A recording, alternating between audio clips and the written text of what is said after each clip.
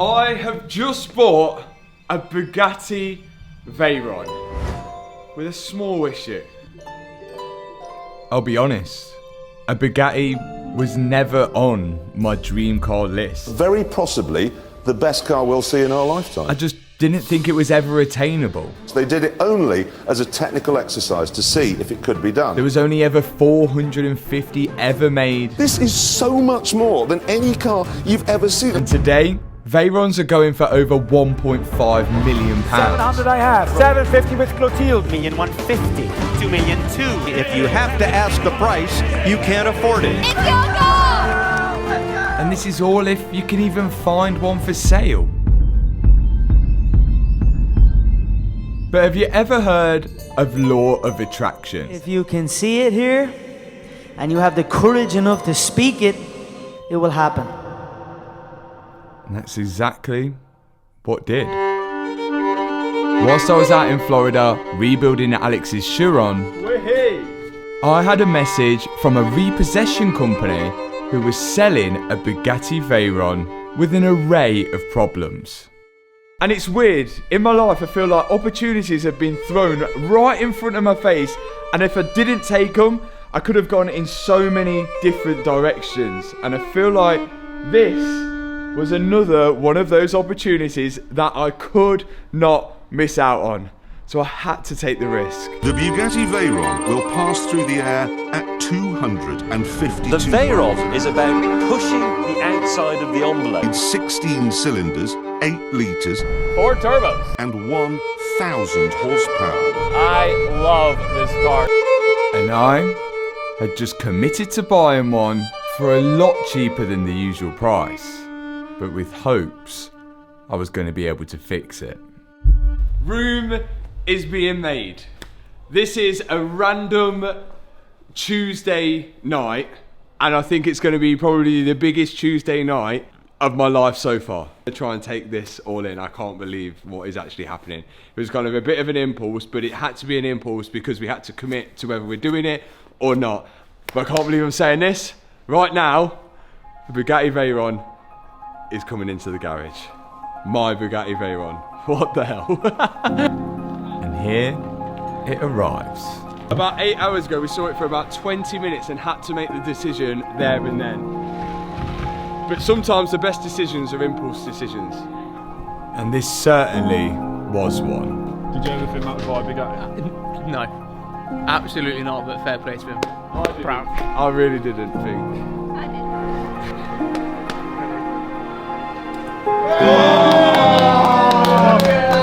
Oh my god! And there it is. My Bugatti Veyron. Words I'd never thought I'd ever say. Wow. That is mental. It's not crashed.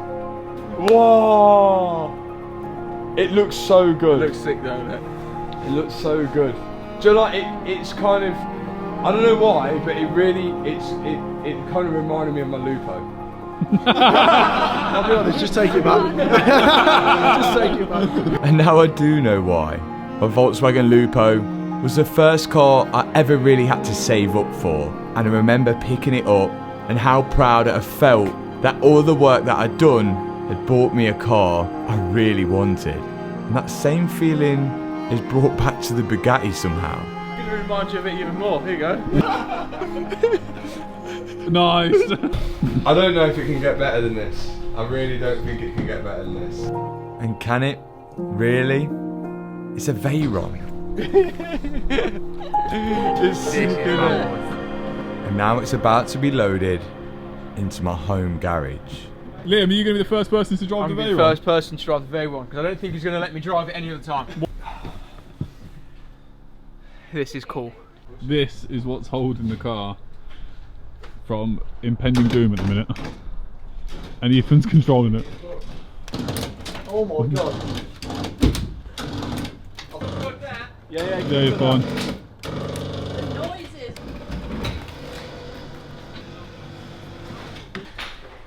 Woo! Look at that. Oh my days. I'm never driving this. Oh my god.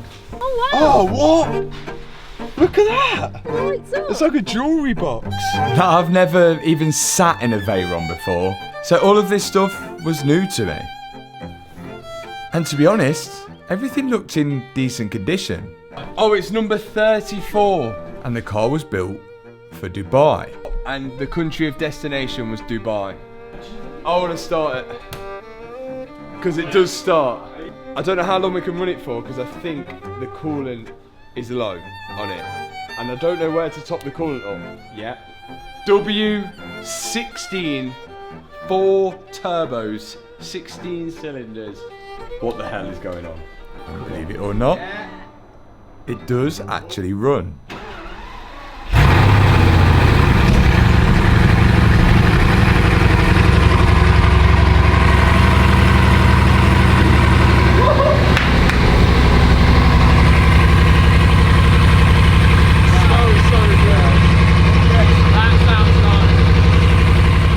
And although it runs, it fails to drive.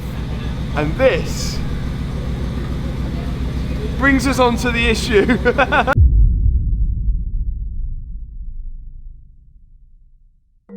Now, when you buy a car from a repossession company, all you get is the keys. That's it.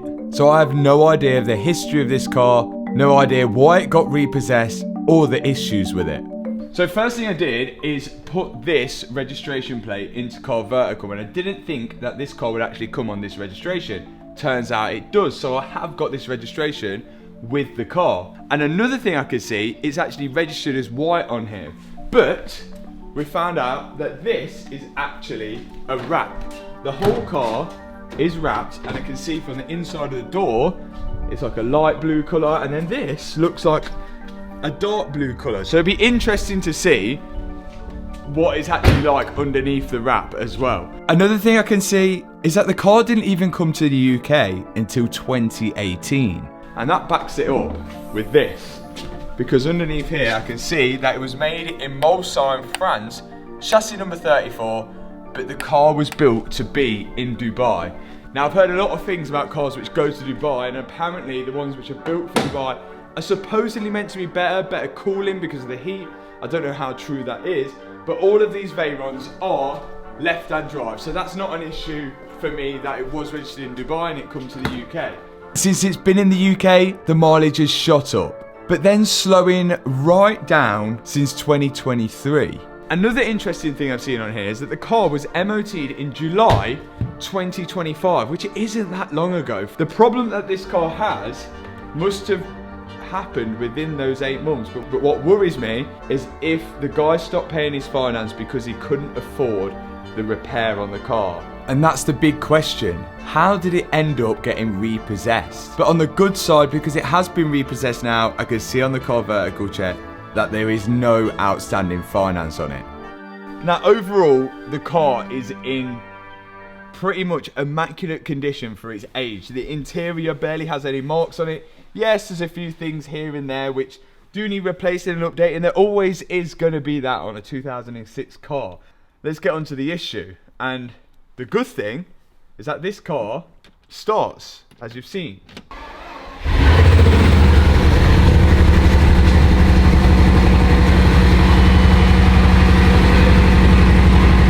So the car runs. To me, it sounds like it has a small misfire. But take a look at the dash. The dash is lit up with the engine light and a coolant light. The worst part of it all, I tried to go into neutral. Nothing happens. If I try to go into drive, nothing happens. I cannot get this car. This car will not come out of park. Yeah. And this engine wasn't sounding good. There's been some strange sounds coming from it. And off. So at the minute, we have an engine light, a transmission light. The car won't go into gear. And since it's been here, I've charged the battery. I thought maybe it's all battery related. It could be a low battery. We know how many problems batteries cause.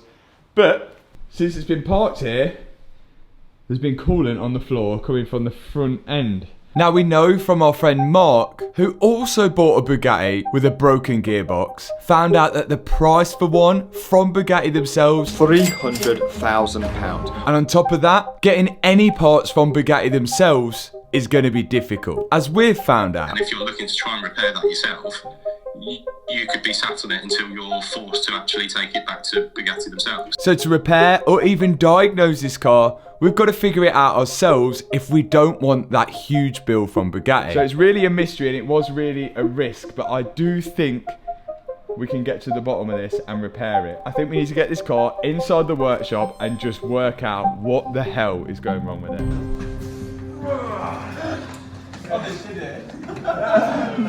So now it's time to begin work on the Veyron. And right now we have 3 problems. No gears, a misfire and a coolant line. And I think the best place to start is to plug in the diagnostic tool and see if that'll give us any clues as to what's going wrong with this car. There we go! She's in! The OBD port is just underneath the steering wheel like any normal car. Then we can get the fault codes. 20. 30 faults. Before we even look at what they are, I'm going to erase them and we'll see what comes back. That's the best way. Now, best case scenario, we erase all these fault codes and everything works. Go off. And then we're going to go back on. And if this goes into gear, I will lose my mind. But after we'd erased them and then started back up, foot on the brake, still wasn't looking good. No. We've still got a transmission light. Engine light is back on and flashing.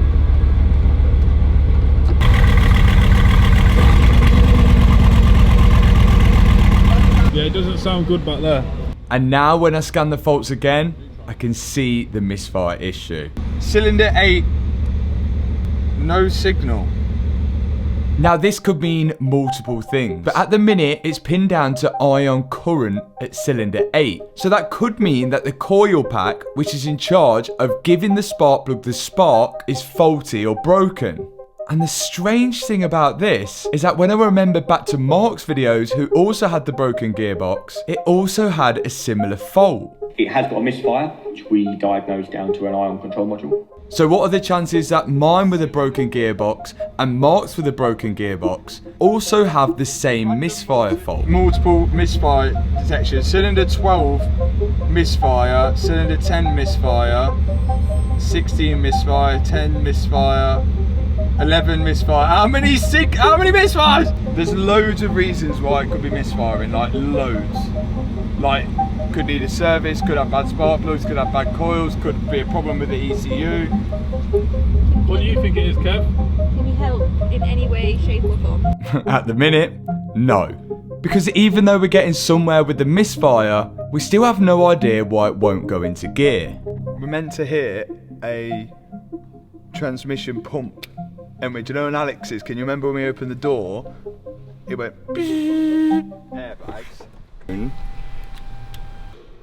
Be okay, but I ain't heard that. Now the way this car changes gears is with solenoids. They open and close to direct the transmission fluid, which then pushes the shifter fork into the correct gear. But to do this, the gearbox needs oil pressure, and that pressure is made electronically with a pump. And like the SVJ, the pump should prime before you even start the car to make sure you've got that gearbox pressure instantly. Hear any pump?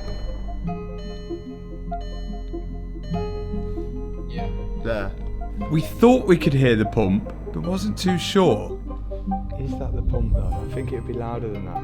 On the SVJ, the pump, it needed to build up pressure in the solenoids so you could change gear. And when the SVJ had low transmission shifter fluid, the pump kept going and going and going and going until eventually it just stopped because it gave up, it couldn't build up enough pressure. If that's the pump we can hear, it should only be on until it's built up pressure, but at the minute it sounds like it's still going, but I feel like it's too quiet for a pump. Then, a fault appeared on the auto. Pump has exceeded switch on switching time. The pump has either stayed on for too long and not built up enough pressure because there's no oil in it, and then it's exceeded its switch on time, so it stops itself burning out. So it stops itself burning out because it's just pumping round and round and round, and it's not building up enough pressure, so it goes, I give up. Or it's asking for the pump to be switched on and it's not pumping. So we've either got to fill it with oil and it'll work. Yeah. Or the pump's broke and we're going to have to ask Matty Rimac to sell us one. Or find it off a Passat. So now we can see that the pump has some kind of fault, but we're trying to work out whether it actually works. So we're going to see if we can turn it on remotely. Okay, we need to get that pump to turn on. So if I turn it off, no transmission. Oh, pump on. Pump off. So the pump did come on. Pump's on. Pump's on. Pump off. The pump didn't want to stay on, which is weird. And what about the pressure? No pressure is being built up, look. And without this pressure, it's not going to be able to shift into gear. Okay. Could be a faulty pump, because it's going on and off and on and off. Could be because it's got no fluid in it. We also have no coolant. We also have a coolant leak, and we also have a misfire. There's lots of faults that we need to solve here. And to do any of it, we need to get this back bit off, because the coolant tank is here, if it's like the Chiron, and I think the transmission stuff is over there. If we could find out how this has happened, it would give us a way better insight onto what we need to look for. Do you know, if someone's already diagnosed this problem, we're not going to be chasing around the car for a problem that somebody's already diagnosed. We should make some phone calls and do a bit of Googling before we go anywhere else.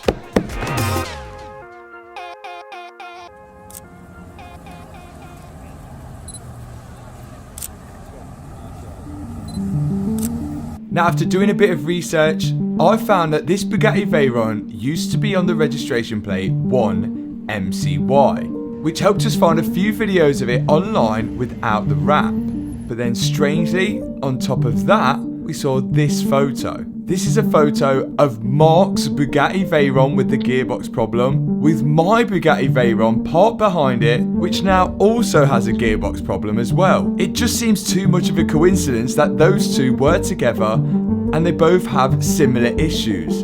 So we had to get on the phone. Hello, Matthew. Hi, Mark. You alright? How's your Bugatti? Broke. Well, snap. Because look at this. There's two people in the Midlands now with Bugattis. That is, oh mate, congratulations, that is beautiful. It is unreal. After a while of speaking to Mark and showing him round the Bugatti, I then explained what we've found out. Both of them have broken gearboxes, both of them have misfires, and we now have a theory that both of them were together at some point.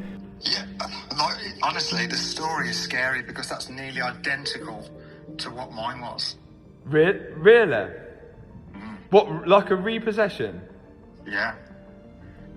Oh my days. That at some stage, my car was almost pawned, so it was taken somewhere for money, and then the owner, I don't know who it was because it was back before the guy who I bought it off. Yeah. Somewhere along the line, the guy never collected the car because he never brought the money, and then the car was obviously changed hands because he never came back on the debt. If it is the same owner, then they must drive it a certain way to break the gearbox. But everyone keeps on telling me, right, these cars are bulletproof. Yeah. And then everyone keeps on sending me pictures and videos of broken gearboxes, so I don't know. How far have you got with your gearbox situation? So it's still in Holland at the minute, and we're sort of like in the midst of pressure testing, which I might be able to help with you as well. But I've actually had a message from somebody, and I might be able to buy another gearbox. What, a second, just as a spare gearbox, a working one? Like, long story short, some guy in Australia has got two damaged cars. He's going to make one out of the two, but there's a spare gearbox which a guy has bought and is in Malaga in Spain, and it's the right money. And worst comes to worst, I might have it as a coffee table. So the story behind both of these Bugattis is strange, but there's no real answer to any of the problems. So I guess that leaves me trying to diagnose and repair this myself. I don't even know where to start. We've got the misfire, we've got the coolant leak, and we've got the shifted into no gears. The most expensive one to me sounds like the shifted into no gears, so I'd like to try and solve that first. But to do any of that, to access the engine, we need to get this engine cover off. And I know exactly how to do it because I'm a Bugatti tech who watches YouTube. Let's get it off. So to do this, we remove this seal around here, which allows us access to a load of 10mm bolts. I know this because I've already seen it on YouTube before. You don't actually have to take out the 10mm, just loosen them. Then there's one T30 in the centre, and then there's two multi-torques, one each side of the wing. I've undone one, then Liam's going to undo the other one. I'm then just going to lower the wing to move it out of the way, and the back panel should come off. Yes! Once we've disconnected the rear lights.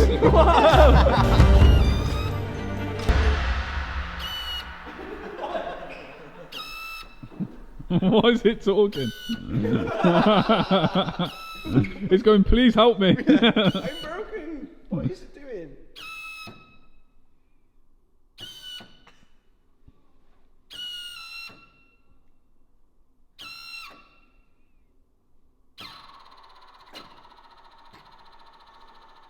Gonna start it again.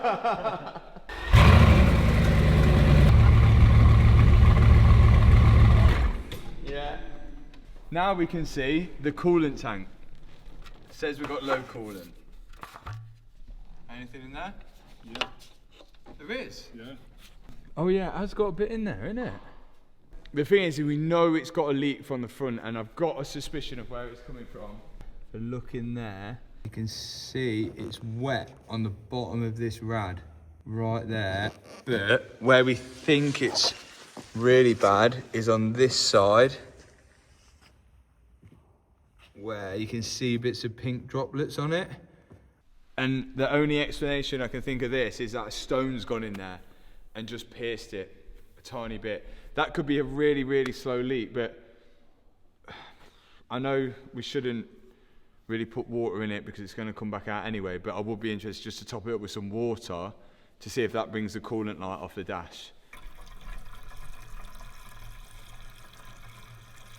Perfect. Whoa. Okay. Let's see.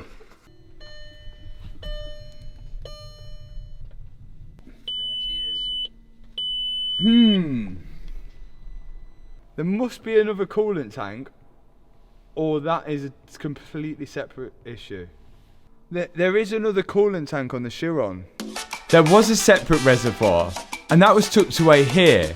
And this reservoir was the coolant which is used to cool the turbos on the car. So surely, just like the Chiron, the Veyron has something similar. We've just got to find the separate expansion tank for it, which we think might be under one of these. Ah, interesting. Right, here we go. This is going to solve one problem. Well, temporarily until it leaks out the front. And weirdly, it did have coolant in it, but it was just below the minimum. Min and max. Ah. So the tolerance is that little. Okay, right, let's top that up. Please let this solve one problem. It's going to come straight out the front rad. We know that. But if the light comes off, at least we know where the problem is. So we topped it up. Okay. Are we going to solve one problem? Let's see if the coolant light comes off. I'm really intrigued. And also, I've got more insights on the engine, the misfire. Now the engine was misfiring bad, especially from cold start. But no coolant light. Yes. Yes, come on. We fixed one thing and it was easy to an extent. We've still got a leaky radiator though. Now next thing I'm ready to do is get the Veyron in the air to check for any leaks. Because if I remember right, when the SVJ couldn't get any gears, it was actually leaking the shifter fluid out of one of the solenoids on the gearbox. And if the Veyron is doing the same, that would explain why the pump can't build up any pressure. Bad news is no visual leaks yet, but the whole thing is an under tray. Now from the underneath of the car, you could definitely tell it's been driven. It's like it's not been looked after. It's just like a British car, yeah. It's just like any British car. Like, you know, if it was in Florida, that would all be clean. Yeah, it's just wet and salty in it. It's a typical British car, like he's drove it daily. You'd expect it to be shiny for a Bugatti, but at the same time, I feel like he's drove it all the time. But I think, you know, like with a bit of dry ice, it'll come up mint. The next step was just to start removing all of the under trays, and some of which had active aero on, which was hydraulically controlled. Got it. We had to disconnect some of the lines, and then start undoing the millions of bolts which hold this under tray to the bottom of the car. And the more we undid, the more we seen how much TLC this car really needed. As the car lift blocked a lot of the under tray, we had to lower it to the floor to do the last final bolts, and then lift it back up, leaving the under trays on the floor.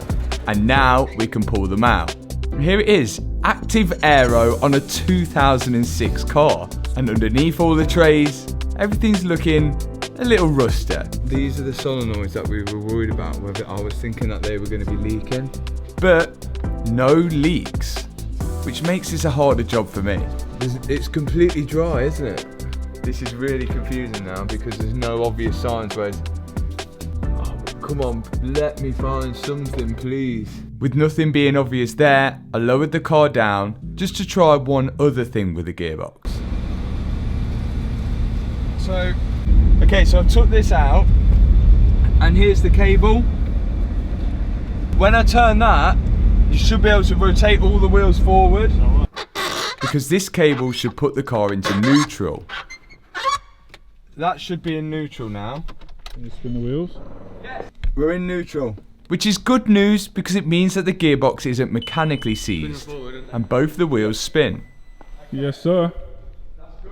So it's not mechanically stuck in, it's nothing's wedged. I'm going to start it now.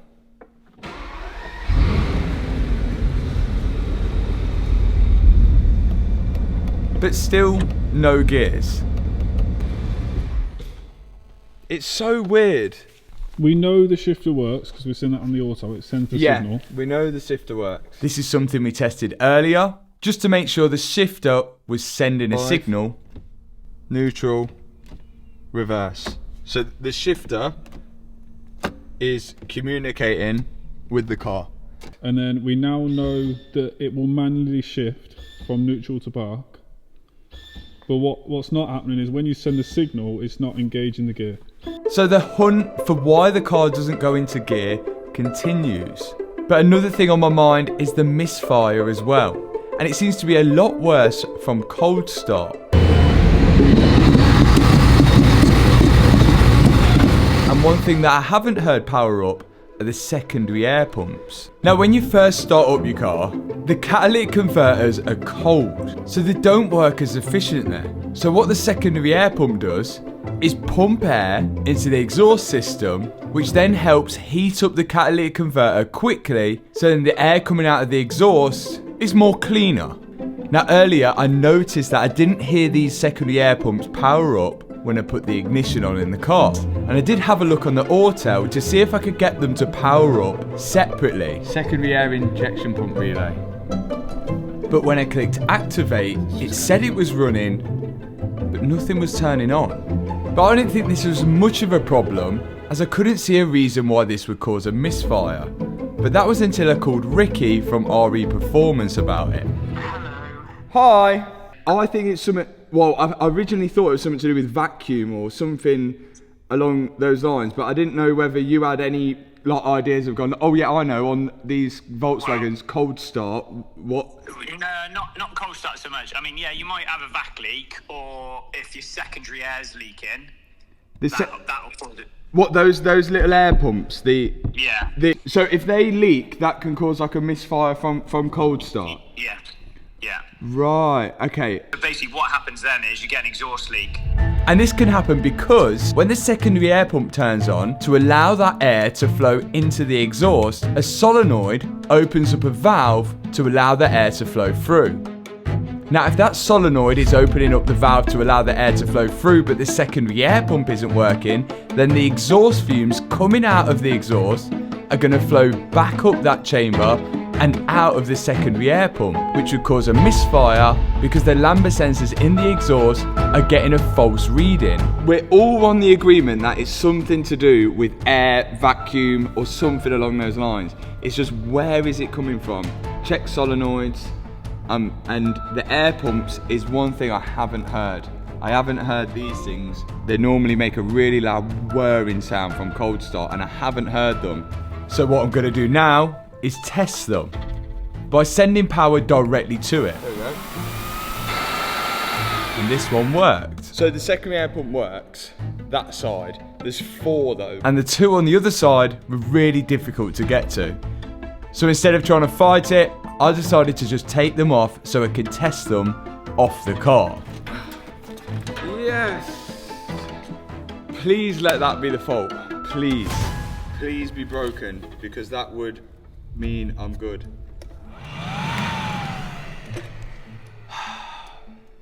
There's no way I've done that for no reason.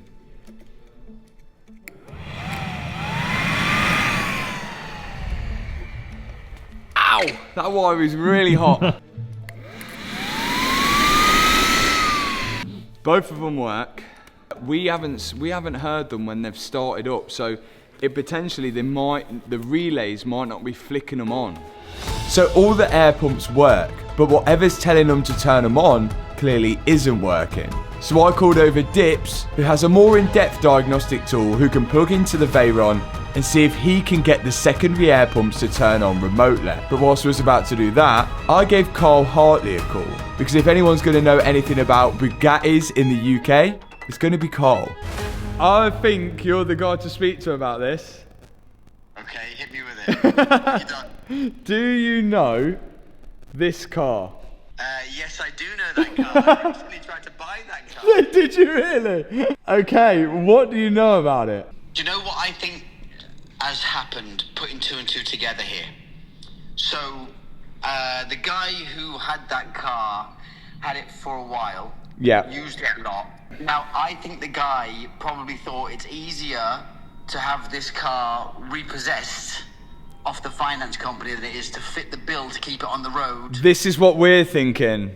That's exactly what we're thinking. I know that car. I knew the owner. He used it a lot.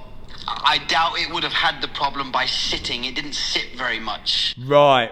Okay, that makes sense. And another thing is, I called Mark, and we've put 2 and 2 together, and there's actually a photo of his car and this car together.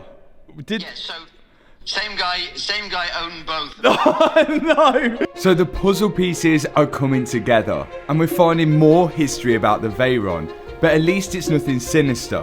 And I'm sure if it was, it would have showed up on the car vertical check. For example, if it was damaged, it might have shown me photos of the car when it was auctioned off. So remember, before buying a car, if you want to find out the history of it, click the link in the description box below, use car vertical, and also use my discount code on the screen right now, which will save you a bit of money on that check.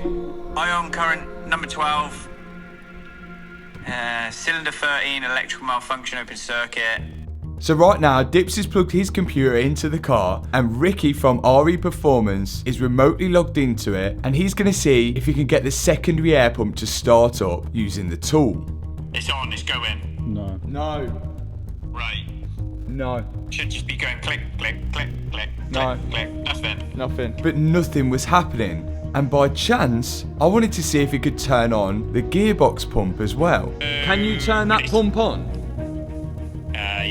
Yeah, 2 secs. Can you hear the pump run? The secondary air pump? Gearbox. What now? Yeah, can you hear the gearbox pressure run? I can't hear it when it's running. It's like, okay. When we got the ignition on, I can hear it. So the gearbox thinks the pressure relay's running. Well, I think the relay's on, so it thinks the pump's running. That's why you get any error, because then it will go, no pressure. So Ricky can see on his laptop that the car thinks the pump's running, but no pressure is building up. And I can't hear the pump actually going. So could this all be an electrical fault? Okay. Like at the minute there, it says pump off. So what you need to do is, you need to figure out at the pump whether you can get it to switch on So the other thing is that if I've got a faulty relay for the secondary air pump, because we can't get that to go on, then and we've got a faulty, is there potential it could be a faulty relay for also the pump for the gearbox? Yeah, chances are you've got a load of faulty relays. It's more likely that the primary side of the relay control is probably fed off 1 or 2 fuses, and you've probably blown one big fuse. Thanks, Ricky. No worries, you're welcome. And that is Ricky at RE Performance. Right, good news and bad news then. We thought we could hear the pump. Turns out we can't, and the pump doesn't seem to be pumping. The secondary air pumps also ain't pumping. So the chances of 2 relays going is slim, but if someone's jump started the car or done something like that and it's had a little surge, there's a possibility. So this, again, could come down to a tiny fuse or a tiny relay, and if it is, I have got one hell of a bargain here. All the fuses are in here. Were there any behind the seat? Do you know, can you remember when we took Alex's Chiron apart? Were there any fuses behind the seat? I don't think so. It was just that panel was velcroed on. Yeah, that was it. There was nothing. That was it. So I think they're all here for the car. So I know there's a little hatch, but I think these are going to be little fuses for small things. But Ricky seems to think that if it's going to be a fuse, it's probably going to be a big fuse or a big relay, which I think is going to be inside that. But before we start, we might as well check these and go through everything, and if we can find a faulty fuse, we're looking good. Now, because there's not much information out there about Veyrons, we don't actually have a fuse diagram. So we don't know what each fuse we're checking for actually does. But there's no harm in checking each individual one, which is what I was doing now. Good. And most of them seem good. Good. Until I got to one. Okay. Oh! I found it. Oh dear. One of the fuses had completely melted into the actual fuse box, and it looks like it had even caused damage to the one next to it. That 40 amp ain't meant to be a 40 amp, and someone's put in a bigger amp fuse and that's melted it. If I put a 30 amp in there, we don't know what amp that fuse is going to be, but that looks, I've never seen a 40 amp mini fuse, I've never seen one, but judging by the look of that, that's melted. The only reason someone's put a 40 amp in there is because it probably would have been popping 10 amps, 20 amps, 30 amps, and they've just kept putting fuses in until one's worked, and then they've gone, oh, that's worked. But they've completely ignored it, because I was about to say the same thing. I was like, if a fuse is gone, there's a reason why it's gone. So that is not good. That could have caused a fire. So we've got to find out where that fuse goes to, because that's the source of our problem. It's melted. The one next to it's melted the one next to it as well. Oh. Okay, so this is the one next to it. What are the chances that the one next to it is secondary air pump, and the one that's 40 amp is gearbox pump? It's melted the secondary air pump one, and the gearbox pump one is on fire for some reason. But why would they break? That's the question. That is the question. To get better access to the fuses, I removed the wheel arch lining and everything inside the wheel arch. That way I can access the fuse box from underneath. Then I was going to remove the top to make sure that there was no other damage inside that box. Everything seemed okay behind it. All I had to do now is pull that fuse out of the box. That ain't even a fuse anymore. That fuse is not fusing. The whole idea of a fuse is that it pops if something on the circuit isn't quite working right. But if someone's putting a bigger amp fuse in every time it pops, it's just going to create more and more heat. Right.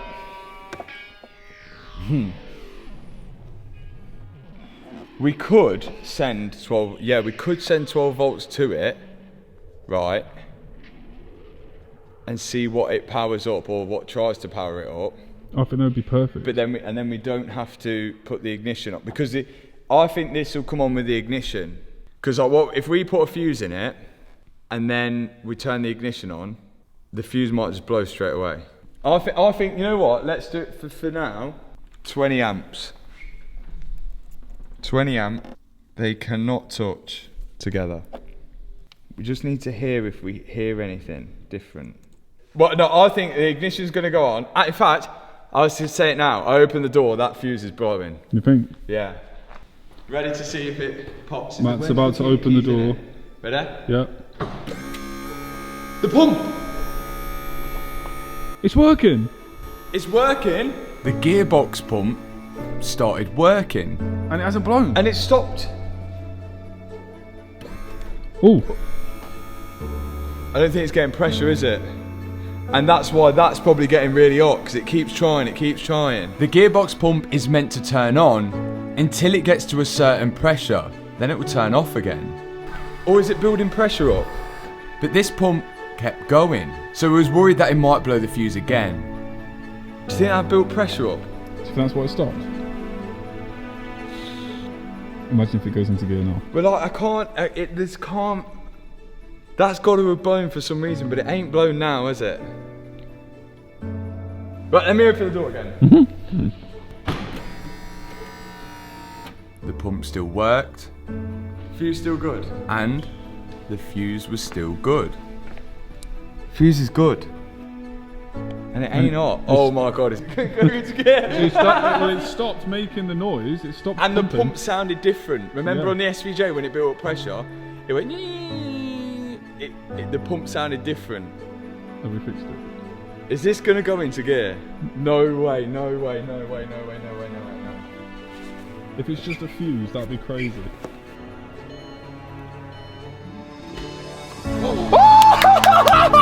I've just got into neutral! Wait. No way! Park! No! No way, no way, no way, no way. I'm literally shaking now. There's no way. It was just a fuse. No. There's no way. I'm shaking. I want to start Wait, it. let me go up on the ramp. Wait there. This little fuse is what's fixed that gearbox. That is insane. There's no way. Go on, start it. I want to know. Oh.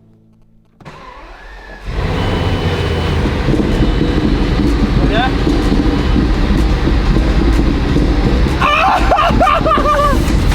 It's moving! It's working! The Bugatti went into gear. It's working! The fuse is all good. No way. There's absolutely no way. All the wheels are moving. No way.